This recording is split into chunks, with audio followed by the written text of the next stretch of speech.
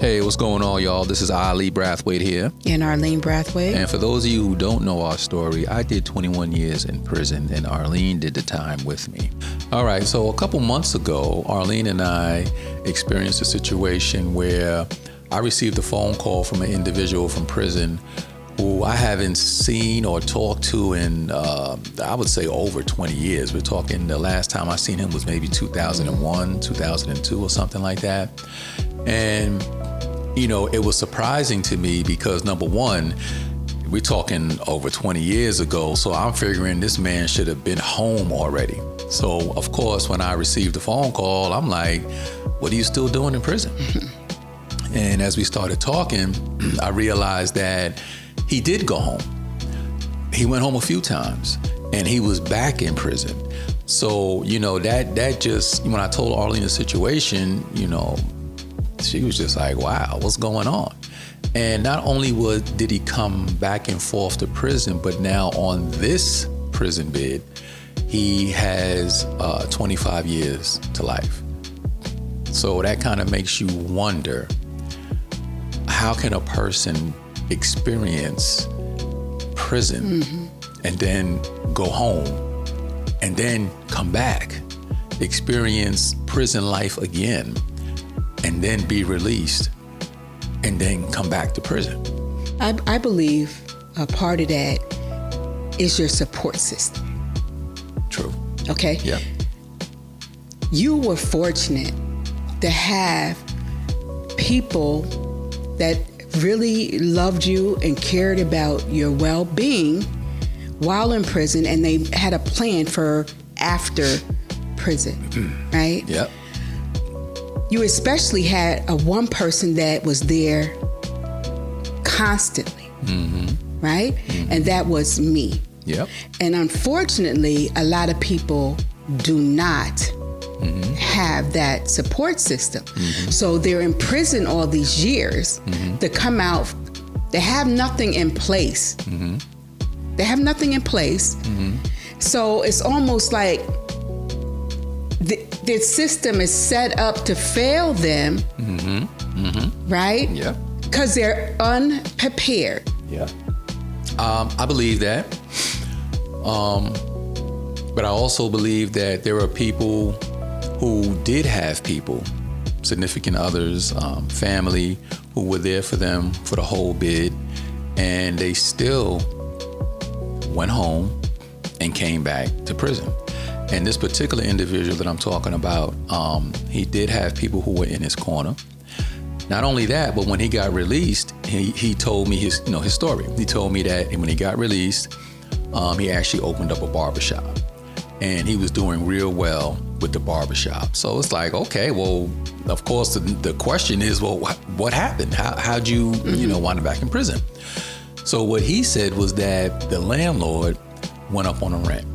Yeah, he told us the story. Yeah, exactly. Right. So, the landlord went up on the rent. So it was almost double the rent. Right. And then the landlord basically told him he had a certain amount of time to pay the rent. If not, he was going to, revoke the lease and, kick him out. So, of course, he didn't want to lose the barbershop because he was doing real well.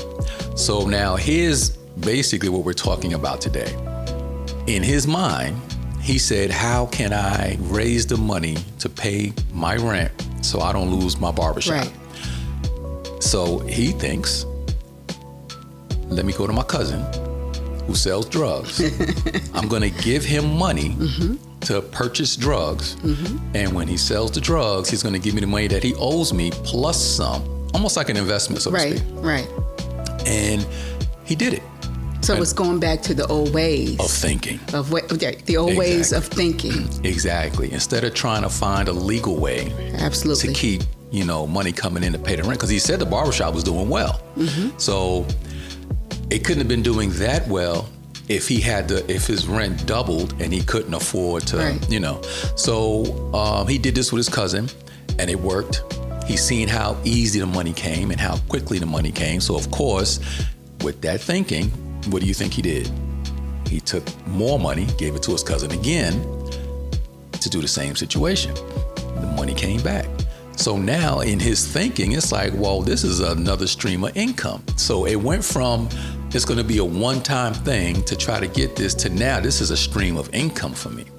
And then, I don't want to get too much into the story, but before you know it, that became one of his primary streams of income. And quite naturally, he wound up getting locked up for it. That's a repeat offender. Yes. Therefore, you're getting double the time. Exactly.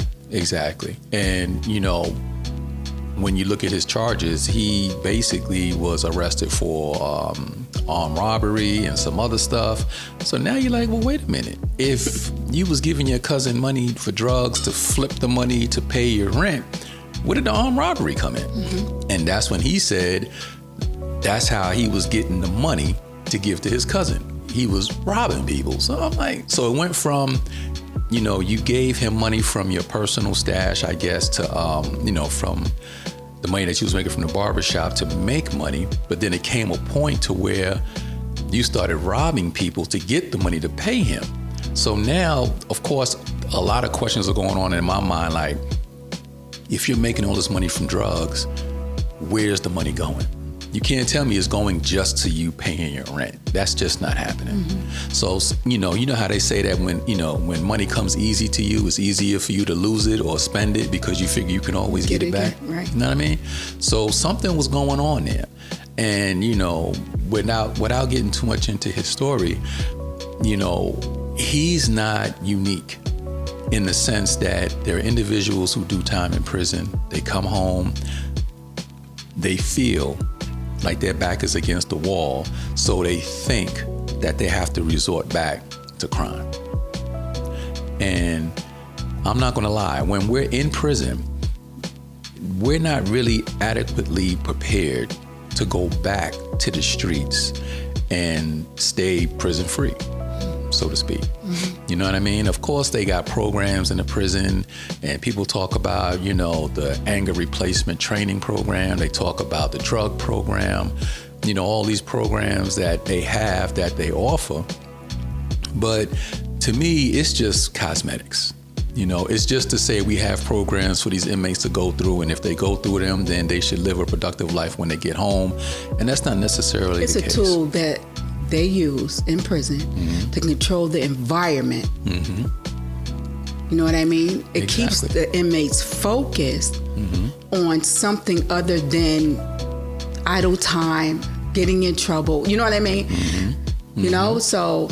And keep in mind that these programs, that these facilities have a vested interest, and the vested interest is federal dollars. Right.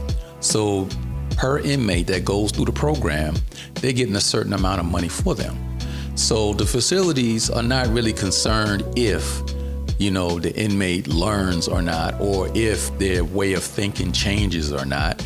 They're just like, listen, we getting a certain amount of money for them to go through the program. And then, like you said, it also gives them something to focus on. As far as, being in a program and stuff like that. But in actuality, a lot of the programs are antiquated because believe me, in 21 years, I went through all the programs that the Department of Corrections had to offer. Mm-hmm. And not only did I go through them, but I was also teaching some of them.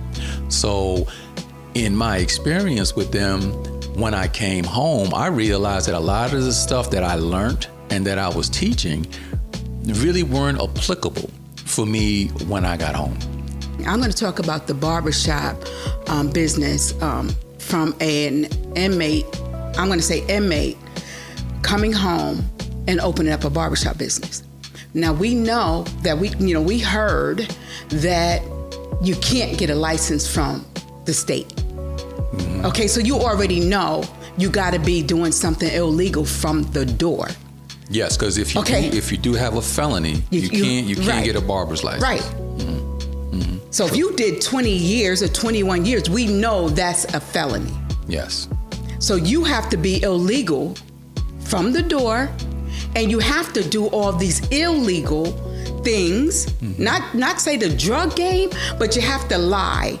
You have to either put your business in somebody else's name. Mm-hmm. You have to do something that isn't legal. Exactly. Right? Mm-hmm. If you want, it's crazy, but the state, again, is setting you up for failure. Mm-hmm. because you're trying to, not this particular inmate, maybe he didn't do it right because we're talking drugs. That's the extreme, right?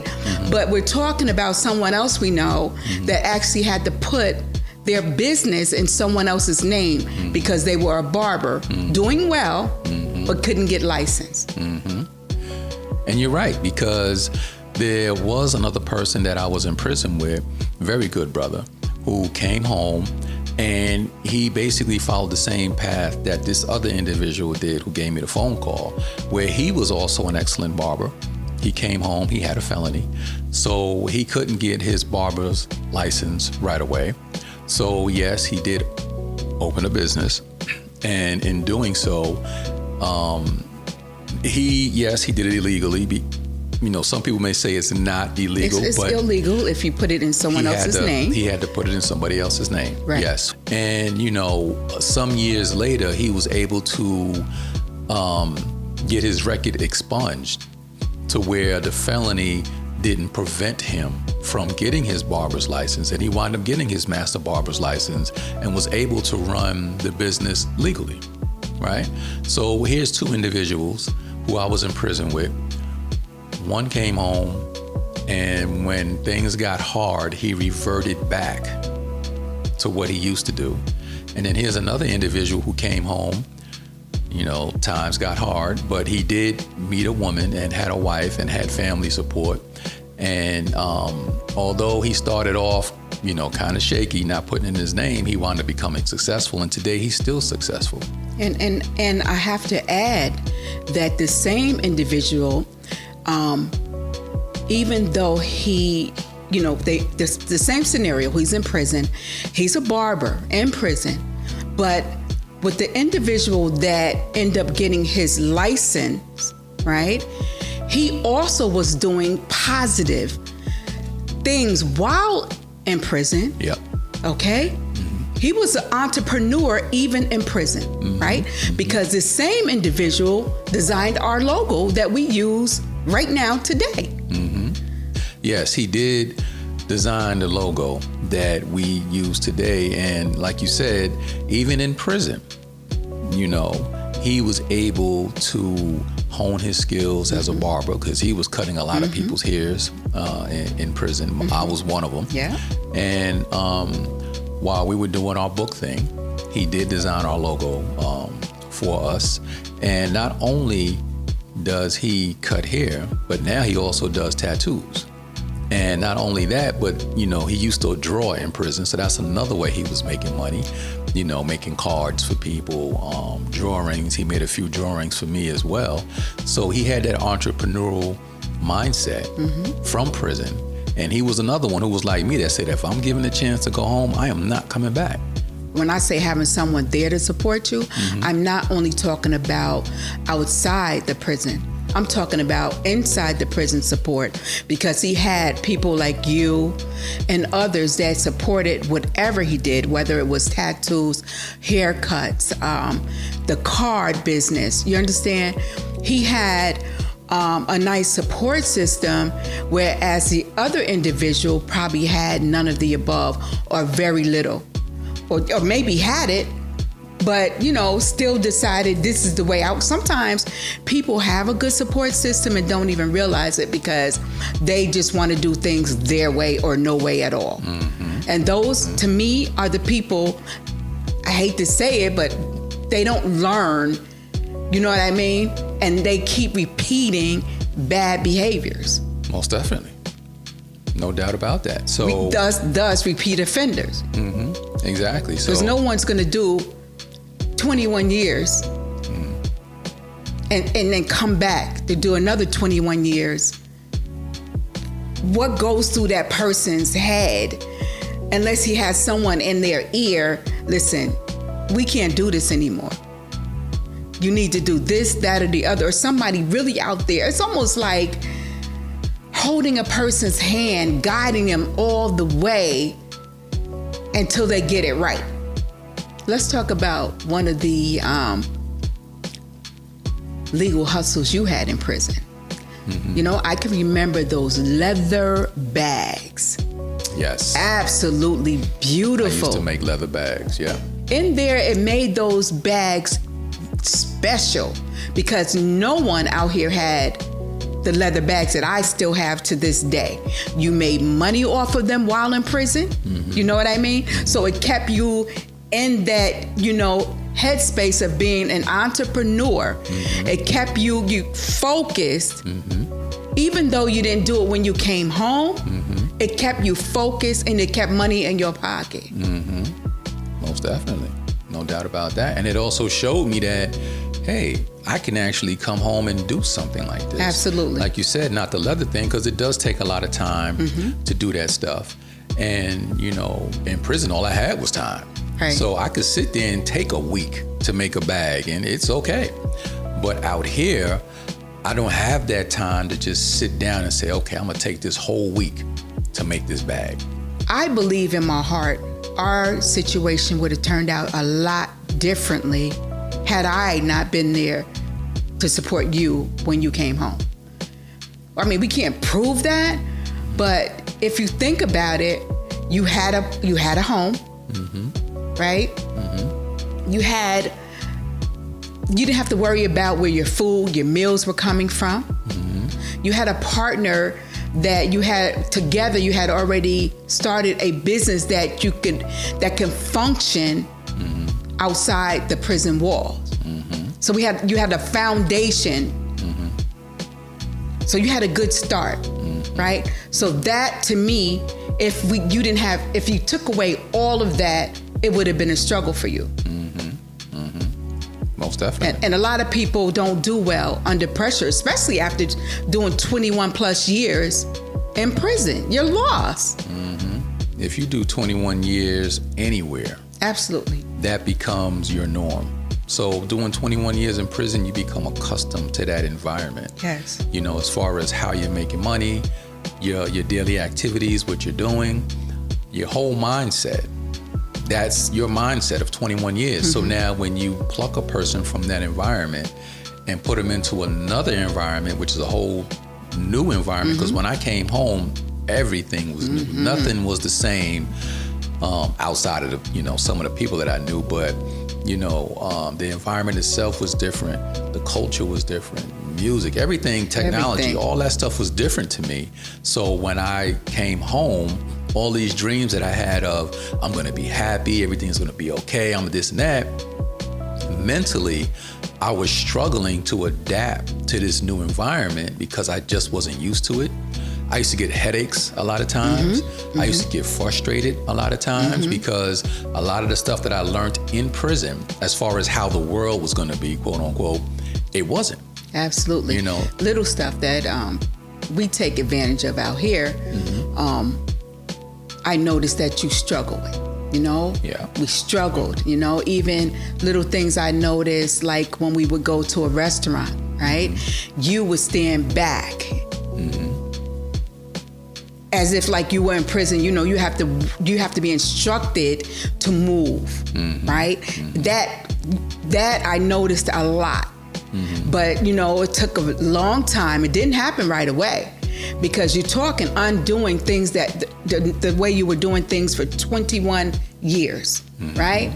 So those little things that we take for granted, right? Because I remember, like you said, like on those visits when you came down, you had to stand back. I couldn't run up to you. You had to wait to be told to move, to advance toward me, advance toward the officer at the visiting room desk, right? So now that whole little piece, just imagine, that little piece, and everything going on in your head. Now there's computers, there's different types of cell phones. I mean, because I believe when you went in, there was just those bag phones, if I'm not mistaken. Exactly.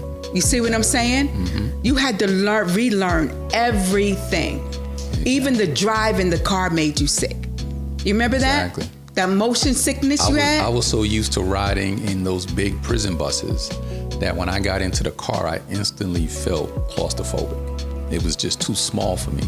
And then, like you said, when you started driving, the ride just felt different. So yeah, I started becoming sick. I'm like, man, what's going on? I was never car sick in my life until then. But again, it's that mentally having to get used to that stuff again. And one of the hardest things I had to get used to was actually making decisions for myself. So yes, that did play out when I first got home. The first place we went to was the diner. Yes. And like you said, when we walked in, I stood behind you because it's like I was just used to, like in the visiting room, when you went to the vending machines, they had a line where I couldn't cross. Only the visitors can, go to the vending machines. And I had to stand behind you, behind that line. So quite naturally, when we walked into the diner, I'm standing behind you, not realizing like, damn, that's some prison behavior. Instead of standing on the side of you, waiting to be seated, I'm standing behind you. And then when we got the menus and I'm looking at, I'm like, this is the first time in 21 years I actually can choose what I want to eat on the menu. It's not like in prison where the prison menu was there and they're telling you today's Wednesday, it's lunch, this is what they're serving. Absolutely. So when the waitress came and asked us what we wanted, and I said I want I want eggs and toast. She said, "What kind of eggs you want? You want scrambled eggs, fried eggs?" And in my mind, I'm like, "Oh, wait a minute, I got to choose." So I'm like, "Yeah, I want scrambled eggs." And then I said, "With cheese." And then she said, "Well, what kind of cheese?" And she named. But I jump in and I help. I was like, "Yeah, you did." And and a lot of times you would just say, "I'll get the same thing that she's getting." That was my way of not choosing because there were so many choices that I do remember Arlene at times, she would make her orders and I'll say, just give me the same thing. Or I might switch up the toast. I don't want the sourdough, I want the white toast, but give me the same thing she's getting. Because I wasn't used to making those decisions. Right. You know what I mean? Right, absolutely. So it's a lot of things that going from one environment to the other, that getting accustomed to things on the outside that prison wall, and you have to have somebody there, like I said, to help guide you through that whole process, or you may not make it through that. Some people want to go back to prison. It's too tough to make the adjustment. Do you know what I mean? What we need to understand is that, bringing this full circle, is that individuals who come home from prison, there are a lot of reasons why they come back to prison. And I'm not going to say that they come back to prison because they want to, because if you ask them, well, hey, do you want to go back to prison? Of course, they'll say no, they don't want to. But I just think that prison is still an option for them. Whereas for people like me, where I said prison is not an option, I'm going to do whatever it is I have to do to stay home. For them, it's like, listen, I'm going to do what I have to do. And if I get caught and have to go back to prison, then, so be it. They probably say to themselves that I did 21 years. I'm able, if I go back, I'm able to do the time. I believe they justify it. They have to. You know what I mean? Because now it's all about survival. Most definitely. And in their limited thinking, and I'm going to say limited because, these individuals, when they do go back to prison, or even when they're in prison, they're just doing time. That's all they're doing. They're just counting the days down to when they can get back home and live life on the street. A lot of them, not all of them, a lot of them are not saying, you know what, let me pick up a book, let me start reading, let me start expanding my mind, let me start experiencing different things, so that way when I do go home, I have multiple options, I have different options. It's not just when times get hard, I'm gonna go back to doing crime. Absolutely. It's like, no, there's too many hustles out here to have to say I wanna go back to crime. And that's one thing that they don't do. They're just biding their time for when they're released. They go home, they try to do the right thing, whether it's finding a job, starting their own business and all that stuff. But if they haven't prepared themselves, yes, they may have these dreams of when I get home, I'm gonna start my own business, but they didn't prepare in the prison system to say, okay, let me come up with a business plan. And let me, learn all I can about business while I'm in prison. So that way when I get home, at least I'm kind of familiar with what I have to do, as far as my legal documents, what I have to do to make sure that my business is legit. How am I going to pay my taxes? How am I going to get my products? How am I going to be able to sell them? It's like they don't think about none of that. All they think is when I get home, I'm starting my own business. And then when they get home, now they're trying to learn all that stuff on the fly. As they start the business, now they're trying to learn all that stuff and they become frustrated with it. So quite naturally, it's like, okay, I'm going to take some shortcuts. I'm not going to worry about this right now. I'm just trying to make money. And then now the shortcuts wind up leading them to that familiar path that they're accustomed to, which is illegal games. So in wrapping this up, how can the audience that's listening, if they're in a situation such as the situation where we were in, where you have someone in prison, how can they prepare for their loved one who's coming out of prison to succeed in their new environment? You know what? I'm glad you touched on that, because that's a common question that people want to know the answer to. And if you're someone who's doing time with a loved one, you're out here in the street, so you're updated, when it comes to technology. You're in the loop when it comes to, how to go about job searches these days, because when I was in prison, we were still talking about paper resumes and going to in-person interviews, preparing for that, doing mock job interviews and stuff like that. And in all actuality, most interviews today are done like online. You can go online and fill out the application and all that stuff, send it in. People are doing Zoom job interviews or Skype job interviews. So for the people who are out here, you know that. And by you knowing that, you can give that information to your loved ones. So now they can prepare for that type of job interview, not let me get a paper resume and walk into a place and say, are you hiring? And hand them your resume. That's just not happening these days. You know what I mean? So for them to be wasting time on that, when you can say, listen, they're not doing that no more. This is what they're doing. So yes, keep them updated on what's going on in the streets, so that way they can be better prepared for it. When they do come home, you need to, like Arlene said, hold them by the hand and guide them slowly but surely. Don't just automatically assume because you know stuff that they're just going to catch on to it. Absolutely. I feel like a lot of times, even on those visits, let's not wait last minute to start doing that. You prepare the whole time. You prepare for your future. And another thing that we can do is stop enabling your loved one. Meaning that if they're still thinking criminal thoughts, don't encourage them. Perfect example is you have a loved one that's in prison, has no way of getting money, so now he wants to talk you into smuggling contraband into the facility so he can sell it to make money. If you entertain that, meaning that you start smuggling, stuff in for him to sell, contraband and stuff like that, then you are not helping your loved one at all. Stop justifying to yourself that, well, he has no money and I have no money to give him, so he has to survive somehow, some way, so I have to do this for him. All you're doing is enabling him, because when you reinforce those criminal thoughts and criminal behavior, when he comes home, he's gonna do the same exact thing. Arlene and I have seen so many women come to prison and get arrested for trying to smuggle in contraband. So not only are you entertaining or encouraging his toxicity, but now you get caught up in it to where not only is he doing time, but now you doing time, right?